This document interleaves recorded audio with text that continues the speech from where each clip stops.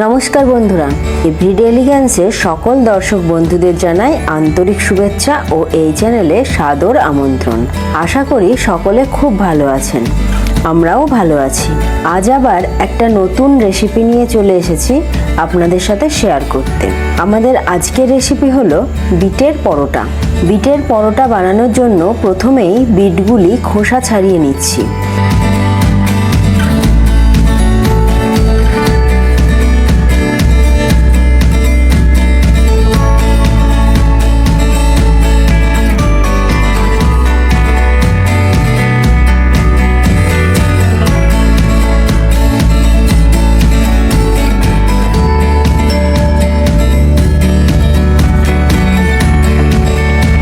বিটগুলি খোসা ছাড়িয়ে জলে দিয়ে দিলাম। এবার এটা ধুয়ে নেব। খোসা ছাড়ানোর আগে ধুয়ে নিলে অবশ্য বেশি ভালো হতো। যাই হোক, এবার কদুকোষের সাহায্যে বিটগুলি কুড়ে নেব। গোল দিকটা দিয়ে কুড়ব, তাহলে বিটটা খুব মিহি হবে।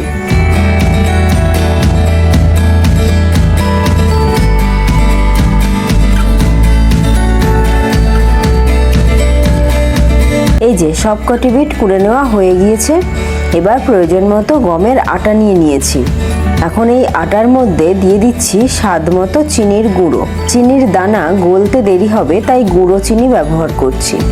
এবার নিলাম সামান্য লবণ আর সর্ষের তেল। সর্ষের তেলের পরিবর্তে আপনারা সাদা তেলও ব্যবহার করতে পারেন অথবা ঘি। এবার আটাটা ময়াম দিয়ে নেব।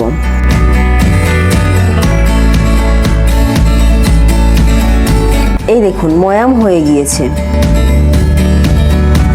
এবার কুড়ে নেওয়া বিট দিয়ে আটাটা মেখে নেব।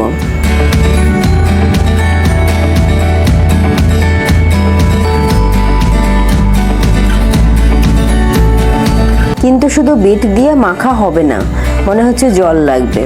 অল্প অল্প করে জল দিয়ে এবার আটাটা ভালো করে মেখে নিচ্ছি।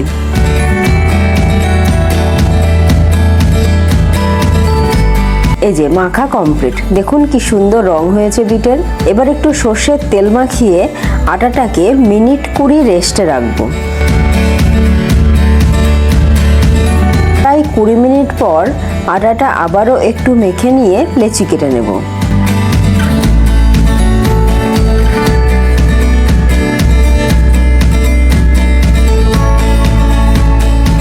লেচিগুলি গোল করে একটু চ্যাপ্টা করে নেব, যাতে বেলতে সুবিধা হয়।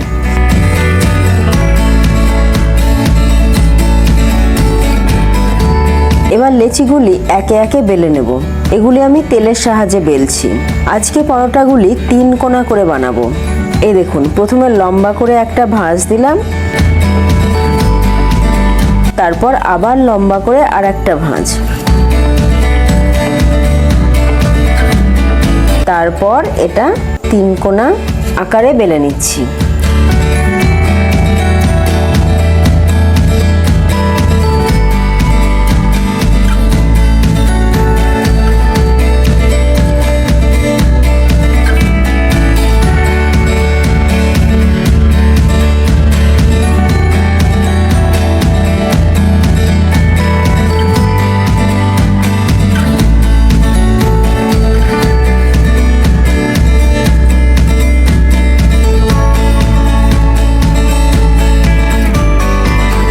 এইভাবে সব লেচিগুলি 3 কোণা পরোটা আকারে বেলে নেব। এবার তাওয়া বসিয়ে একটু তেল ব্রাশ করে দিয়েছি। এবার একটা একটা করে পরোটা ভেজে নেব।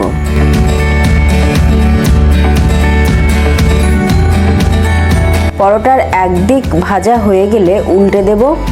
এভাবে উল্টে উল্টে ভালো করে ভেজে নেব।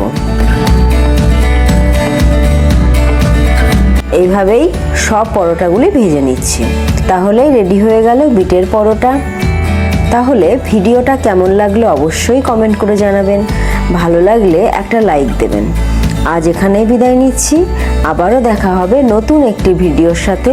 সবাই ভালো থাকুন, সুস্থ থাকুন, আর পুরো ভিডিও জুড়ে আমাদের সাথে থাকার জন্য অনেক ধন্যবাদ।